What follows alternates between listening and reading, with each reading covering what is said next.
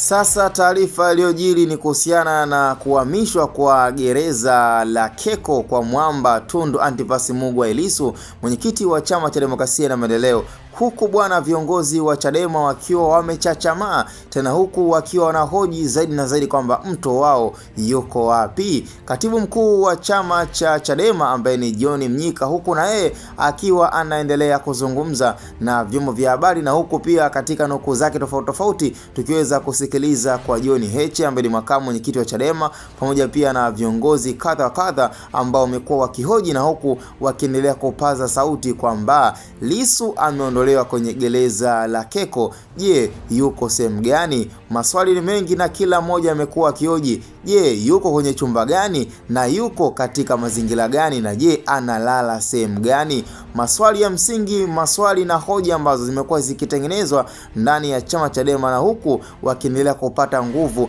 na kujiamini katika kile wanachokihitaji. Tena tukiwa nazidi kusubiria Aprili 24 kesi ya kusikilizwa ya Tundu Lissu katika mahakama ya Kisutu. Kwa hiyo kila mmoja anasubiria itakuwaje, kitatokea nini. Maneno lakini pia na mambo kadha yamekuwa yakibuliwa zaidi na chama cha Chadema, huku wakiwa wanasema kwamba pengine ni mpango kazi wa kutaka kumuua Tundu Lissu. Yani yote wanayaongea wao na yote wamekuwa kiazungumza yao, kwa sababu ni swala ambalo pengine kwa nafasi ambayo wanaamini Tundu Lissu kwa sasa hivi yuko kwenye hali ngumu, na hali ambayo nafikiri kila mmoja pengine ambaye angepata nafasi ya kumuona Tundu Lissu basi wangeendelea kumpa faraja na matumaini katika kampeni yake ya No Reform No Election, ambayo mpaka sasa hivi imekuwa ikishikiliwa na viumbe wawili, John Heche ambaye ni makamu mwenyekiti, pamoja pia na katibu mkuu wa chama cha Chadema ambaye ni John Mnyika. Wao kama wao wameendelea kupaza sauti na kuzalisha